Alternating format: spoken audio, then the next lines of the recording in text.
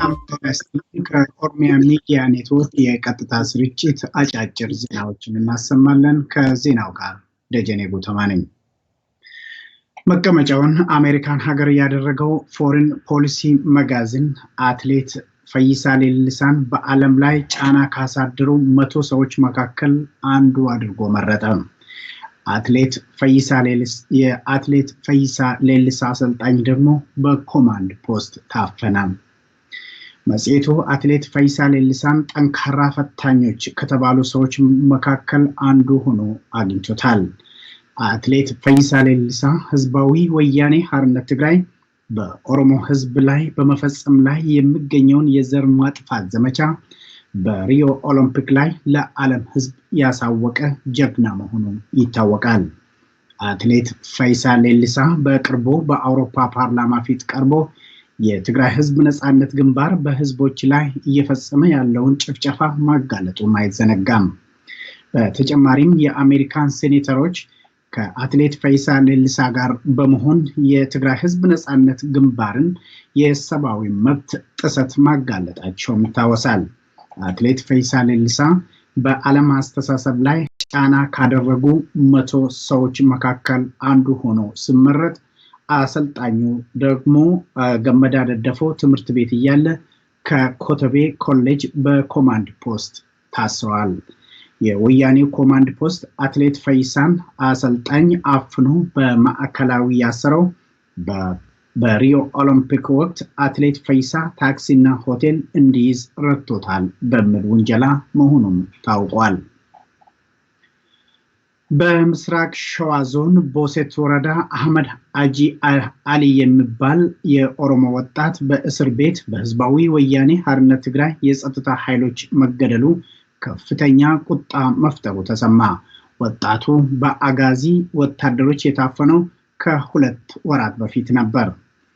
አንድ የቦሴት ወረዳ ነዋሪ ለኦሮሚያ ሚዲያ ኔትወርክ እንደተናገረው ከ32 የሚበልጡ ወጣቶችም በኮማንድ ፖስት የአጋዚ ወታደሮች ታፍነው ታስረዋል። 32ቱ የቦሴት ወረዳ ወጣቶች የታሰሩት በኦሮሞነታቸው ተወንጅለው መሆኑን የተናገሩት ነዋሪ ወጣቶቹ የት እንደታሰሩ እንደማይታወቅም ተናግረዋል። ከዚህ በፊት ከታሰሩ ወጣቶችም አንዱ በአጋዚዎች መገደሉን በቁጭት ተናግረዋል።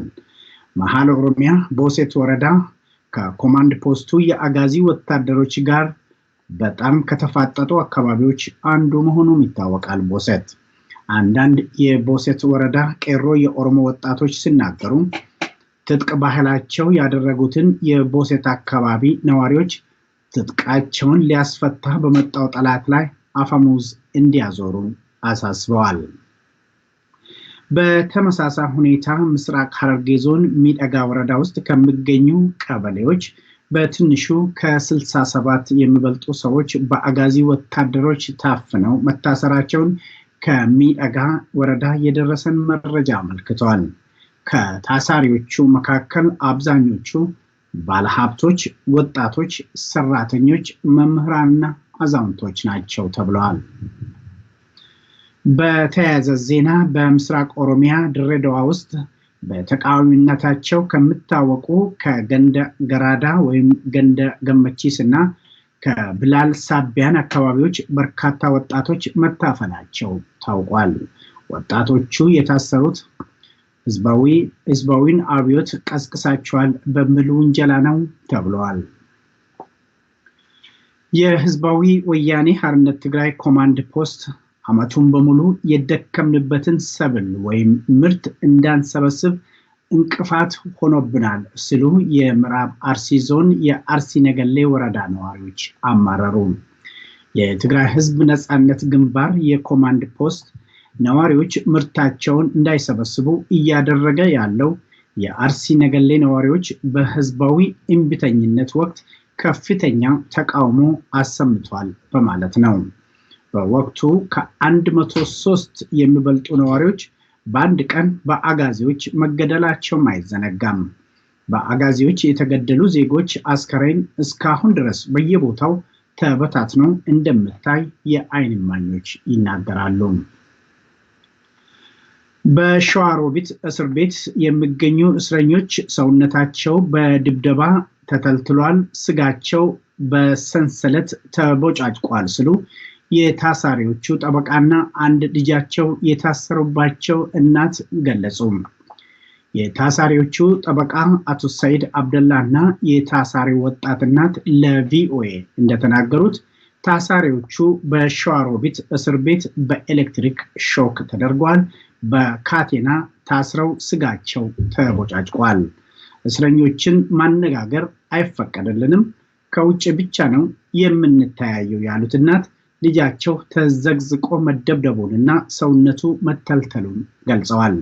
የህዝባዊ ወያኔ ሓርነት ትግራይ የጸጥታ ኃይሎች በቅልንጦ፣ በዝዋይ ወይም ባቱ፣ በደብረታቦርና በሌሎች አካባቢዎች እስር ቤቶችን ከእስረኞች ጋር ማቃጠሉን አይዘነጋም። እንግዲህ ውድ ተመልካቾቻችን ለዛሬ ያዘጋጀነው አጫጭር ዜናዎች የዕለቱ አጫጭር ዜናዎች በዚህ ተጠናቀዋል። ደጀኔ ጉተማ ነበርኩኝ። ደህና ቆዩ።